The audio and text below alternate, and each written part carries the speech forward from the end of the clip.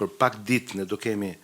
edhe një aprovim nga Komisioni Evropian për një pjesë të ligjit sponsorizimit që ka të bëjë me pjesën më shumë ligjore të konfliktit interese dhe jo me pjesën e përmbajtjes sa i takon formulës për lehtësimin tatimor. Do të kemi dhe ligjin e sponsorizimit shumë shpejt në qeveri dhe pastaj në parlament. Do të kemi aty pastaj një themi të nesërmen në kuptimin shumë të afërt të fjalës, sepse me aprovimin si vjet do të ketë një reflektim në paketën fiskale të vjeshtës dhe pastaj më njëherë do të ketë një zbatim dhe implementim në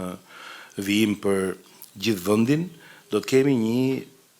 gjenerim shumë herë më të madh financimi dhe mbështetje nga ana e biznesit privat drejt sportit, ku natyrisht nuk përjashtohet asnjë disiplinë, edhe pse ka sporte që janë shumë popullore dhe ka sporte që janë shumë të zhvilluara dhe ka sporte që janë më nish, por ai që themi është një nga faktorët që do doja ta ndaja është që dhe pse jam i gëzuar që kjo do ndodhi tani dhe sa ministra kanë dashur që kjo të ndodhte përpara dhe të gjithë kontributet e tyre dhe gjithë përpjekjet e tyre unë i njoh si pjesë të kësaj përpjekje që kësaj herë qeveria shqiptare po e çon në fund, është themi shpirti i kësaj formule të sponsorizimit që është që pasioni dhe themi përgjegjësia sociale, përgjegjësia personale një biznesmeni ka shi një nevojë të sportit apo një ndihmë që kërkon një event i caktuar sportiv në këtë rast, po flas për sportin se ligji është në fakt art, kulturë dhe sport, po flas për sportin, është tek fakti që ky kalimi drejt për drejt i fondit nga subjekti tek aktiviteti apo tek sportistët është një themi një gati një prokurimi drejt për drejt. Ai zbritet direkt nga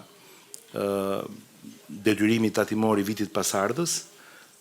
por duke qenë drejt për drejt në mënyrën si jepet, drejt pasionit pra ku është ajo që biznesi do të çojë, por edhe për përfitimin që biznesi merr për shkak të promovimit që do marrin në këmbim të mbështetjes së këtij aktiviteti, pra 2 herë të fituar, bën mundur që shteti në fund këto para mos i ketë para të munguara nga tatimet, po të ketë para të cilat janë investuar më shpejt në sport dhe në themi ekonominë e sportit, të cilat pastaj kthehen në një mundësi për të gjeneruar shumë më tepër turizëm, shumë më tepër ekonomi, shumë më tepër konsum, të gjitha materialet dhe produktet janë të faturuara, formalizon ekonominë, ndihmon natyrisht sportistët, ndërkombëtarizon Shqipërinë, gjeneron një imazh ndërkombëtar dhe një imazh tonin shumë më të mirë në botë, por na arrit neve në çdo aspekt në kuptimin e kapaciteteve dhe të gjithë themi botës sportit në kuptimin jo vetëm të rezultateve, po edhe të komunitetit sportit. Kështu që në këtë aspekt do doja ta kuptonim që kjo do ishte një win-win story dhe do jetë një gjë që do jetë shumë shpejt një aleat joni shumë i fuqishëm, në mënyrë që ne të mos i bëjmë këto aktivitete si deri tani vetëm kur ka mundësi dhe kur arrim dot që në bilancet e vështira të shtetit, të buxhetit të shtetit ne të hyjmë apo të bashkive dhe të shpresojmë vetëm tek vendime që lidhen me ministrin, drejtorin, kryetarin e kështu me radhë të një financimi të caktuar. Ne do të jemi shumë shpejt në një moment edhe më të mirë për shkak të ligjit sponsorizimit dhe doja ta ndaja këtë me ju.